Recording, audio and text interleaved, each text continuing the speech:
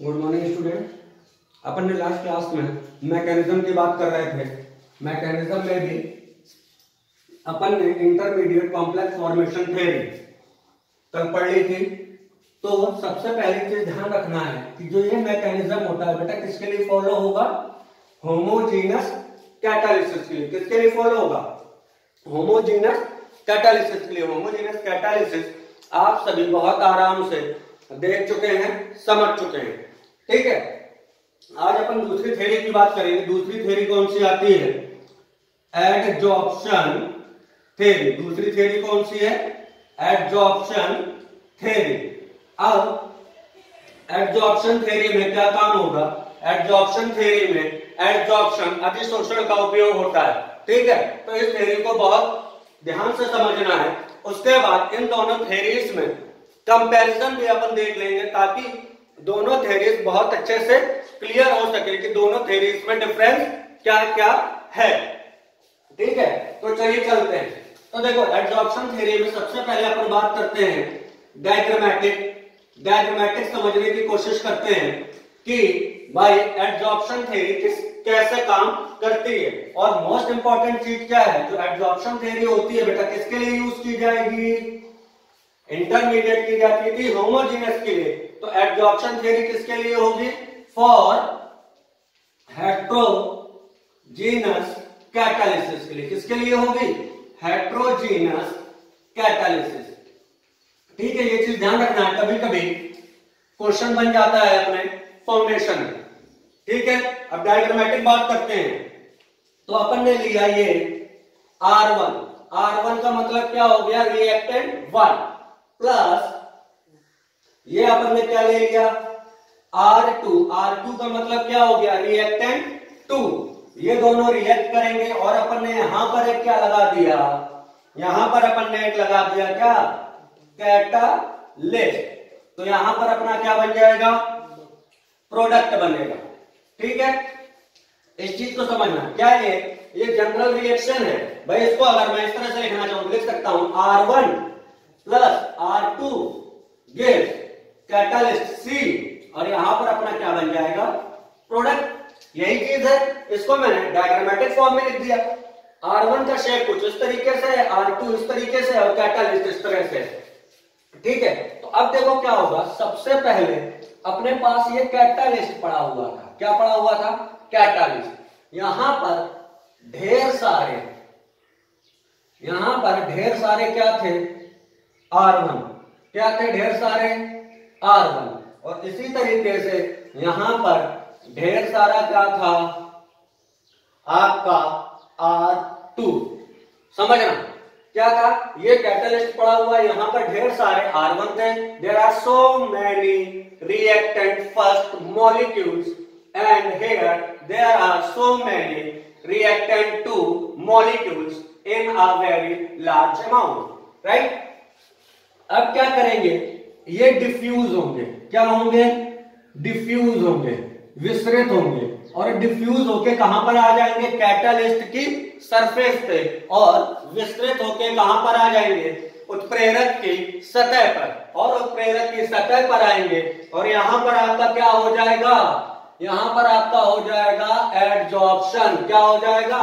Adsorption, अधिशोषण। और यहां पर अपना क्या आ जाएगा? R1, ठीक है। उसी तरीके से ये R2 भी डिफ्यूज होंगे। R2 भी डिफ्यूज होके कहां पहुंचे? कैटालिस्ट की सरफेस पे। और कैटालिस्ट की सरफेस पर पहुंचकर क्या हो गए? ये भी एड्सॉर्ब हो गए। क्या हो गए? एड्सॉर्ब हो गए। अब बात समझना कि R1 का एक मॉलिक्यूल या 2 मॉलिक्यूल उठ के कहां पर आए? डिफ्यूज हुए और वो कैटालिस्ट के सरफेस पे जाके एड्सॉर्ब हो गए। और उसी तरीके से R2 की मॉलिक्यूल भी क्या हुए? डिफ्यूज हुए और डिफ्यूज होकर कहां पर पहुंच गए? कैटालिस्ट की सरफेस पर। अब जरा ध्यान से देखो, ये दोनों मिल गए, ये दोनों मिलेंगे तो क्या होगा? प्रोडक्ट बनेगा। क्या बनेगा? प्रोडक्ट बनेगा। और यहां पर क्या बन गया? प्रोडक्ट बन गया। क्या बना? प्रोडक्ट बन गया। और प्रोडक्ट करने के बाद प्रोडक्ट क्या हो गया? डिसॉल्व हो गया। क्या हो गया? डिसॉल्व। तो यहां पर अपना क्या आ गया? कैटालिस्ट आ गया। और यहां पर अपना प्रोडक्ट आ गया। ये हो गया आपका प्रोडक्ट और ये आपका क्या हो गया, कैटालिस्ट। बताओ बात समझ में आई? अभी तक अपन ने बात की है डायग्रामेटिक फॉर्म में, तो फिर से एक बार रिपीट आउट कर लेते हैं कि अपन के पास क्या था, यहाँ पर R1 मॉलिक्यूल्स थे, यहाँ पर R2 मॉलिक्यूल्स थे, यहाँ पर अपन ने क्या यूज किया, कैटालिस्ट यूज किया। कैटालिस्ट यूज करने के बाद आपके रिएक्शन से क्या बन गया, प्रोडक्ट बन गया। ठीक है भाई, ये तो हमने नॉर्मली देखा, लेकिन इंटरनल कैसे काम कर रहे होंगे, आंतरिक रूप से ये किस तरीके से काम करते होंगे, तो इसको समझने के लिए अपन ने एक डायग्राम बनाया, उसकी हेल्प से समझने की कोशिश की कि जब अपन ने R1 लिया होगा तो यहाँ पर R1 के मॉलिक्यूल्स ढेर सारे मॉलिक्यूल्स एक साथ होंगे, उसी तरीके से R2 के मॉलिक्यूल्स भी एक साथ होंगे। तो क्या करेंगे, कैटालिस्ट की सरफेस पर R1 के मॉलिक्यूल डिफ्यूज होकर एब्जॉर्ब हो जाएंगे, उसी तरीके से R2 के मॉलिक्यूल्स भी कैटालिस्ट की सरफेस पे आकर क्या हो जाएंगे, एब्जॉर्ब हो जाएंगे, और ये दोनों आपस में क्या होंगे, मिल जाएंगे। मिलने के बाद यहाँ पर क्या बन जाएगा, प्रोडक्ट बन जाएगा, और प्रोडक्ट बनने के बाद क्या हो जाएगा, डिसॉर्प्शन होगा। डिसॉर्प्शन होने के बाद कैटालिस्ट वापस मिल गया और अपना प्रोडक्ट मिल गया, है ना। अब बच्चों के दिमाग में एक चीज आ रही होगी कि सर ये बताइए कि जरूरी है क्या कि जब कैटालिस्ट हो तभी वो आपस में मिले, अगर कैटालिस्ट नहीं है तो क्या वो आपस में नहीं मिल सकते हैं? तो डेफिनेटली बेटा मिल सकते हैं। क्यों? अगर कैटालिस्ट नहीं होगा, समझना बात को, अगर कैटालिस्ट नहीं होगा तो क्या ये रिएक्शन नहीं होगी? आपको भी पता है कि ये रिएक्शन होगी, और रिएक्शन होगी तो प्रोडक्ट भी बनेगा। तो फिर अब दिमाग में दूसरा क्वेश्चन आएगा, तो कैटालिस्ट ने क्या काम किया, राइट? हाँ, तो बात आता है कैटालिस्ट ने ये काम किया कि इन दोनों के जो मिलने का रेट था, जो मिलने की स्पीड थी, इसको बढ़ा दिया। ठीक है, अभी कुछ लोगों के दिमाग में आ रहा होगा कैसे बढ़ा दिया, कब बढ़ा दिया, क्यों? इसको एक अपन प्रैक्टिकल एग्जांपल से समझेंगे तब वहां पर क्लियर हो जाएगा। ठीक है, अब उसके बाद इसको देख लेते हैं एक फ्लो चार्ट के फॉर्म में। किस फॉर्म में? फ्लो चार्ट के फॉर्म में। ठीक है, कुछ बच्चों को डायग्राम से यहाँ पर एब्जॉर्प्शन थ्योरी क्लियर हो गई होगी। अब उसके बाद अपन इसको फ्लो चार्ट से देखते हैं। तो क्या है पहला पॉइंट, ये प्रोसीजर्स हैं, एक एक करके होंगे। पहला, reactant molecules diffuses to the, जो बेटा मैंने आपको बताया है वही मैं इसको लिख रहा हूं। Reactant molecule diffuses to the catalyst surface. Catalyst के सरफेस पे क्या होंगे बेटा? डिफ्यूज होंगे। क्या होंगे? डिफ्यूज होंगे। दूसरा क्या होगा? रिएक्टेंट मॉलिक्यूल्स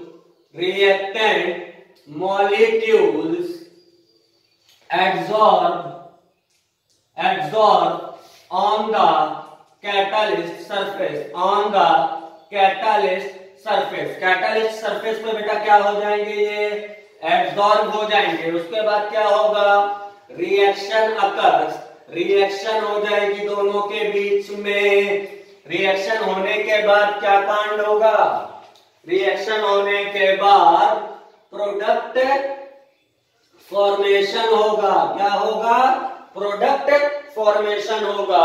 और प्रोडक्ट फॉर्मेशन होने के बाद क्या होगा कि प्रोडक्ट डिसॉल्व, क्या हो जाएगा? डिसॉल्व हो जाएगा फ्रॉम द, कहां से?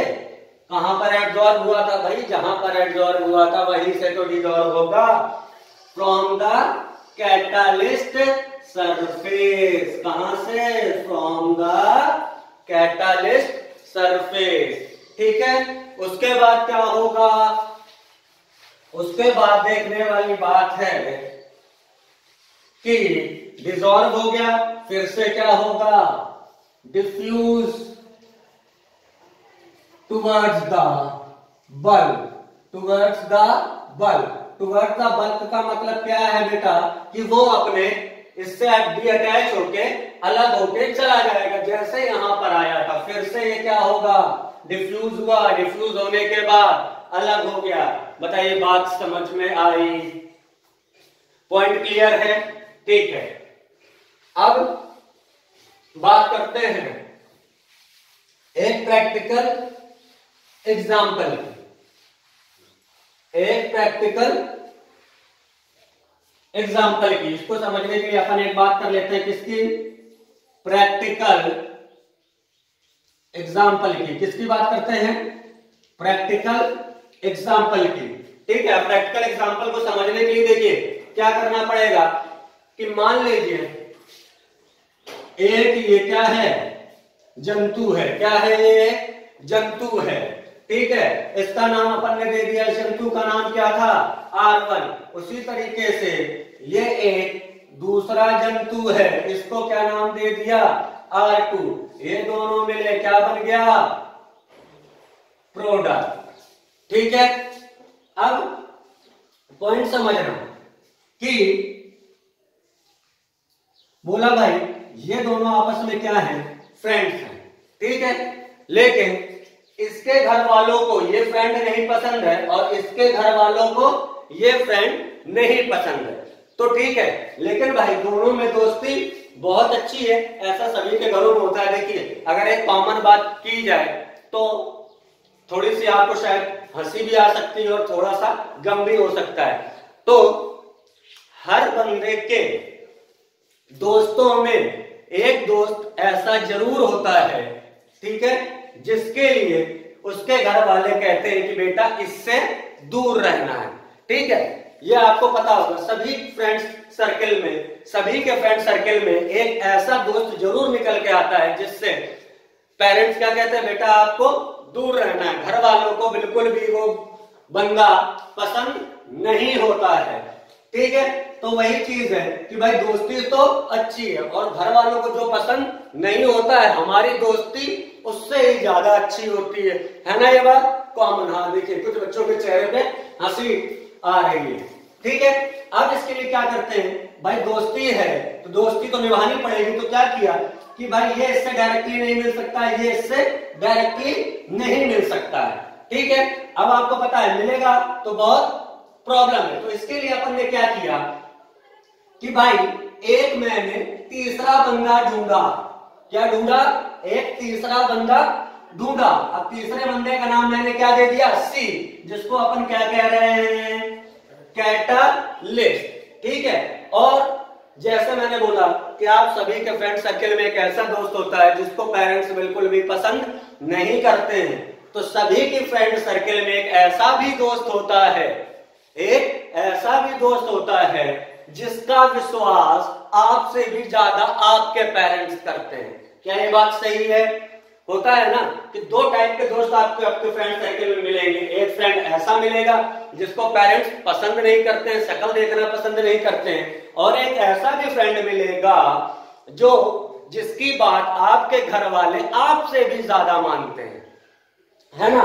तो ये वो दोस्त है जिसकी बात घर वाले आपसे भी ज्यादा मानते हैं। और ध्यान से समझना, जो ये दोस्त है इसके लिए भी ऐसा है, इसके घर वाले इसकी बात ज्यादा सुनते हैं, इसके घर वाले इसकी बात भी ज्यादा सुनते हैं। ठीक है, अब इसने क्या बोला, ध्यान समझना। इसने बोला कि R1 ने बोला अपने पेरेंट्स को कि मुझे R2 के घर जाना है। तो क्या पेरेंट्स अलाउ करेंगे? नहीं करेंगे। ठीक है, या R2 ने अपने पेरेंट्स को बोला कि मुझे R1 के घर जाना है, तो क्या पेरेंट्स अलाउ करेंगे? नहीं करेंगे। ठीक है, अब अगर R1 ने बोला कि मुझे C के घर जाना है, कुछ बच्चों को यही से हंसी आ रही है ना, क्योंकि मैंने नाम बहुत अच्छा रखा हुआ है C। ठीक है, तो R1 ने बोला कि मुझे C के घर जाना है। ठीक है, तो क्या इसके पेरेंट्स अलाउ करेंगे? बिल्कुल खुशी खुशी अलाउ कर देंगे। तो ध्यान से समझना, ये मान लिया मैंने क्या है? सी का घर। क्या है? सी का घर। और ये कौन है? सी, जो मतलब कैटालिस्ट है। ठीक है, तो यहां पर क्या हो गया, R1 आ गया। उसी तरीके से R2 ने भी क्या बोला अपने पेरेंट्स को कि मुझे सी के घर जाना है, तो अलाउ कर देंगे। तो यहां पर भी क्या आ गया, R2 आ गया। ठीक है, R2 R1 भी यहीं आ गया, R2 भी यहां आ गया। क्या यहां पर सी का कोई काम था? सी का तो कोई भी काम नहीं था। उसके बाद ये दोनों मिले, बोले अपन चलो मूवी देखने चलते हैं। सी को कोई मतलब नहीं था, तो सी बेचारा यहीं पड़ा रह गया और R1 और R2 अपना मूवी देखने चले गए। तो ये किसका काम कर रहा है, प्रोडक्ट का।